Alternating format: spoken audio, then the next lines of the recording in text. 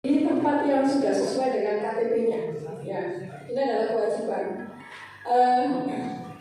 Dari awal sampai nanti, insya Allah saya tidak akan pernah mengkampanyekan karena bukan tugas saya berkampanye. Yang tugas saya itu adalah menyosialisasikan seluruh tahapan pemilu. Ya, apalagi di Indonesia yang banyak sekali harus sosialisasikan. Salah satunya yang ditanyakan oleh Bapak tadi. Bagaimana terkait masyarakat atau warga, dia itu ada keinginan untuk nyalek, ya, ingin jadi anggota dewan. Jadi anggota dewan itu jangan hanya dimaknai sebagai anggota DPRD, ada DPD, ya, DPD itu juga anggota dewan, ya, yang berangkatnya dari independen, tidak diusung oleh partai politik, ya. Bisa melalui itu Bapak Ibu. Tapi memang syaratnya kalau di Jawa Timur itu minimal ya didukung oleh 5.000 pendukung dengan dibuktikan KTP L atau KK. Ya. Jadi sekarang calon DPD yang hari ini sudah mendaftarkan diri sebagai calon menyerahkan berkasnya di akhir tahun 2022 yang bersangkutan mendaftarkan diri ya dengan membawa dukungan minimal 5.000 pendukung. Syaratnya itu kalau berangkat dari independen ya. Lama sekali itu Pak, kita verifikasi administrasi, kemudian kita verifikasi faktualkan benar tidak panjenengan adalah pendukungnya si A, si B kalau dari DPD.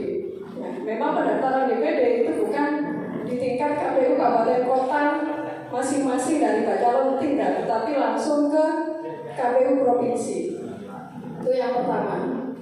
Kalau memang ada yang berkenan, monggo. Salah satu syaratnya itu.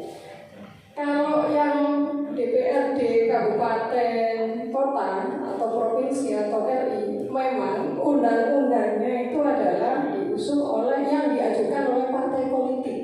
Ya. Kami KPU hanya sebagai eksekutor dari undang-undang, pelaksana dari undang-undang. Jangan sampai kami dipaksakan, apa-apa Bu, ini orangnya kompeten, ya harusnya diterima. Nah, masalahnya di dalam undang-undang itu adalah anggota DPRD atau calon anggota DPRD itu diajukan oleh partai politik. Ya, kalau menjenengan mau mendaftar bagaimana? Silakan melalui partai politik. Karena partai politik itu juga melakukan seleksi sebelum melakukan pengajuan ke KPU kabupaten atau kota. Ya. Kapan hari juga sempat ada yang membawa berkas ke KPU kami ya, membawa berkas dilengkapi syarat-syaratnya, disampaikan saya mau nyalek gitu. Ya mungkin ini karena yang bersangkutan bisa jadi awam tadi Bapak Ibu gitu. Sehingga bersangkutan berpikir bahwasanya daftar pemilu kayak daftar ASN kira-kira kayak gitu. Nah, tapi kami sampaikan, Bapak, panjenengan kalau mau daftar silahkan mengajukan melalui partai politik. Ya, partai politik juga nanti akan punya mekanisme tersendiri terkait pelaksanaan rekrutmen calon anggota DPRD tingkat kabupaten kota, provinsi dan RI. Ya, mungkin itu saja yang bisa saya sampaikan. Karena memang itu aturannya. Terima kasih. Oke, baik, terima kasih dari Komisioner KPU. Ibu Haja, ini kita juga di KPK itu ada media. Saya ingin dengar pertanyaan dari teman-teman media terkait partisipan. Monggo, silakan perwakilan media. Sebelum nanti dari kelompok atau perwakilan perempuan. Semua harus merata. Sebutkan nama, dari mana. Assalamualaikum warahmatullahi wabarakatuh. Nama saya Sulevo. Saya pensiunan petrokimia. Kebetulan saat ini dekat dengan direktur utama. Kemarin ketemu beliau. Yang kedua, saya ini aktif di LPKPK. Karena di situ saya melihat sebagai lembaga pengawas kebijakan pemerintah dan keadilan, sehingga apa-apa kebijakan pemerintah itu harus terdistribusikan ke masing-masing desa, dan begitu kan. kemudian mensikapi yang panjenengan Bapak Kiai disampaikan bahwa kita ini sebagai Muslim itu kalau dari yang panjenengan sampaikan kemudian ditambah lagi sebagai manusia di sisi Tuhan adalah berguna bagi sesama itu Pak. Saya pengen diajar di lembaga pendidikan pesantren ini kan tadi sedikit implisit menyampaikan ini ada kedokteran dan sebagainya.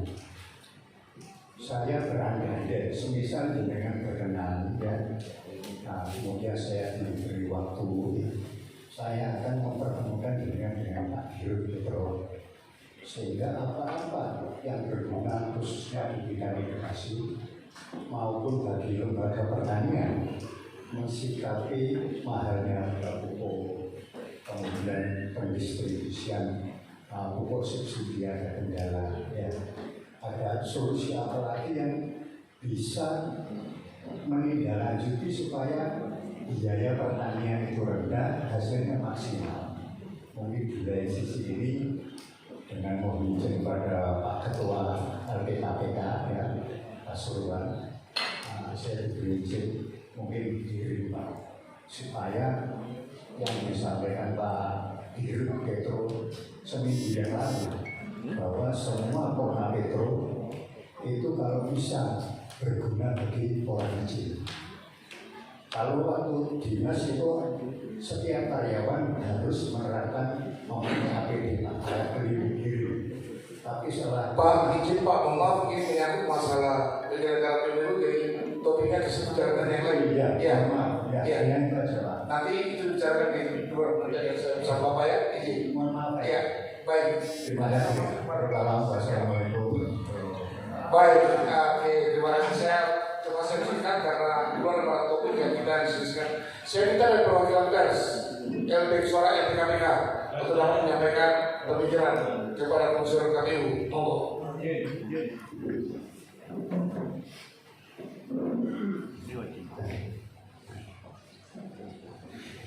Assalamualaikum warahmatullahi wabarakatuh.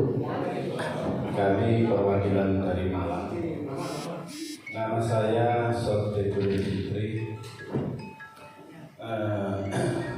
Terima kasih waktu yang telah diberikan kepada saya. Pertama yaitu di sini LPKPK sebagai pengawas. Terus yang kedua, saya pernah menjabat kepala desa. Itu banyak keluhan dari masyarakat. Mudah-mudahan nanti di sini ada Pak Yai, Bu Nyai sebagai dewan.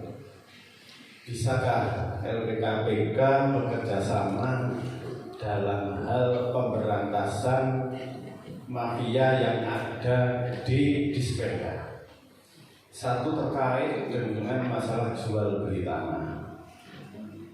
Ini saya sudah berbicara sama banyak notaris dan pengacara. Izin, tolong tentang masalah lebih dulu Pak.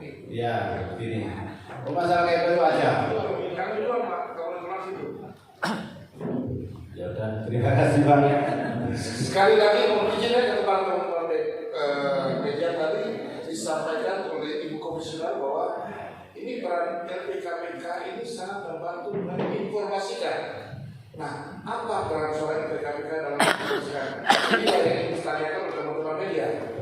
Topiknya peran eksekutif LPKPK dalam penyelenggaraan pemilu 2024. Oke, berkaitan dengan KPU, apabila kita menemukan money politik yang ada di daerah kita, nah, itu kira-kira kita lakukannya ke Bawaslu ya. Terus ada tindakan pidana apakah di situ? Apa gugur dia sebagai anggota dewan?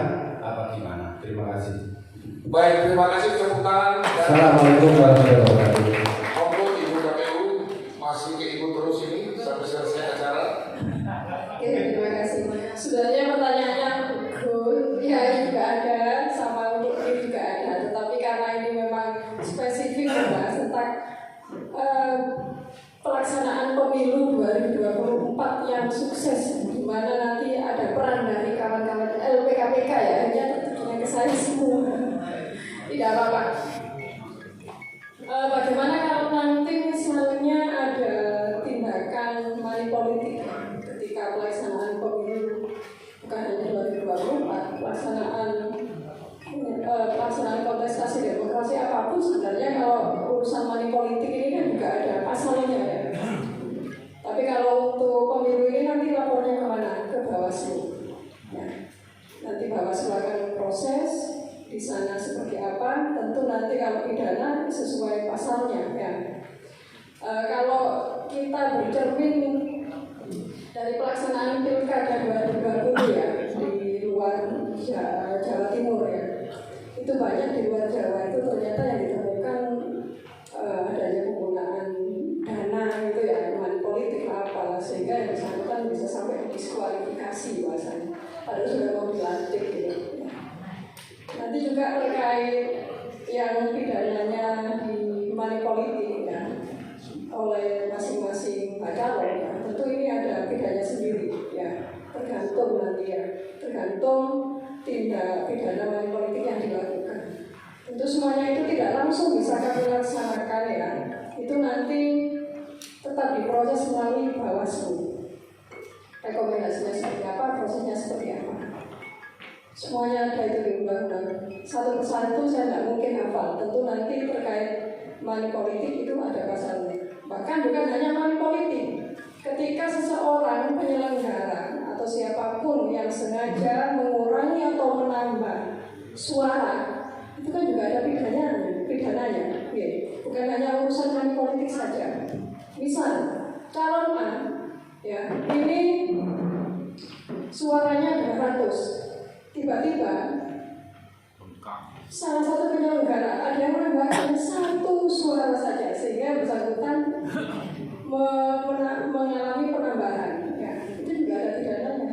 Begitupun ketika mengurangi, bahkan ketika seorang warga masyarakat ya yang bersangkutan itu mengaku sebagai pemilih padahal dia itu bukan sebagai pemilih, dia menggunakan hak pilih padahal yang bersangkutan tidak terdapat sebagai pemilih, hanya untuk menambah suara salah satu calon, yang bersangkutan bersedia menjadi semacam apa ya,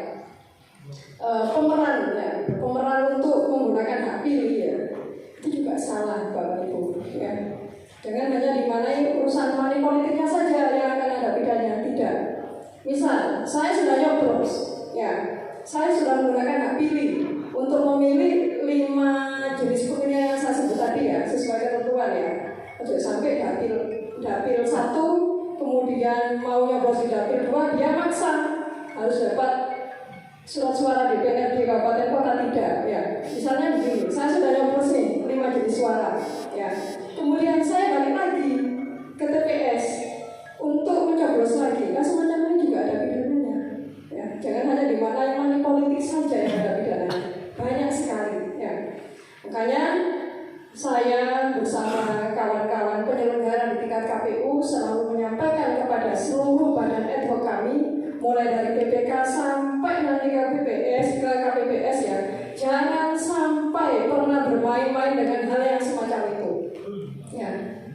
Kawan-kawan LPKPK juga sebagai lembaga sosial kemasyarakatan juga harus bisa ya berkoordinasi dengan baik dengan kami, dengan penyelenggara kami yang ada di bawah ya. Intinya bersinergi dengan baik untuk sama-sama menyukseskan pemilu 2024. Kan hanya satu tujuan kita dalam pelaksanaan pemilu 2024, yaitu adalah menyukseskan pelaksanaan pemilu 2024.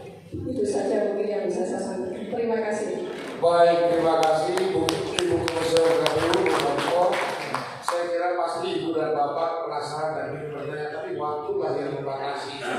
Sudah depan saya di sini, saya akan minta dari Ibu Nyai konsistenkan terkait dengan apa yang sudah disampaikan.